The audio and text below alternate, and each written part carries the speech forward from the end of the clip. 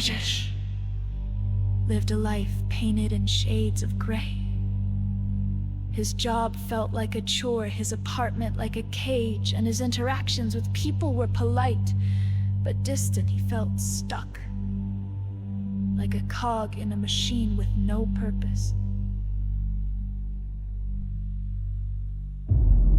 Then Mrs. Sharma moved in next door. Mrs. Sharma was different. She was an elderly woman with eyes that twinkled like stars and a smile that could melt glaciers. Rajesh initially found her a bit overwhelming. She'd greet him with warm tea and homemade cookies, constantly asking about his day. He'd mumble his replies, eager to escape back to his solitary routine.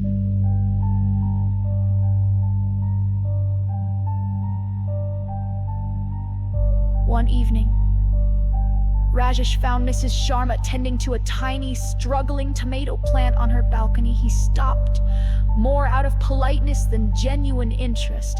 "That looks weak," he commented, noticing the wilting leaves. Mrs. Sharma smiled. "It is, Rajesh, but it wants to live.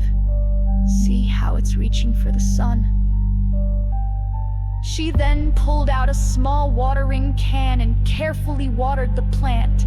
"The secret," she said, looking at Rajesh, "is not expecting perfections, about constant care, even when things look bleak. A little water, a little sunshine, and a lot of patience." Rajesh didn't understand. "It's just a plant." "Mrs. Sharma, is it?" She chuckled. "I see it as a mirror.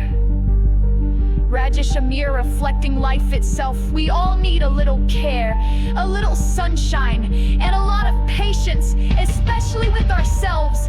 That night, Rajesh couldn't sleep. Mrs. Sharma's words echoed in his head. He thought about his job, his apartment, his relationships. He realized he hadn't been giving himself, or anything in his life, the little water and sunshine it needed.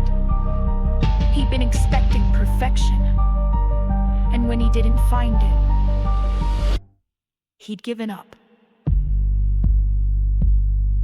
The next morning, Rajesh did something he hadn't done in years. He woke up an hour early and went for a run.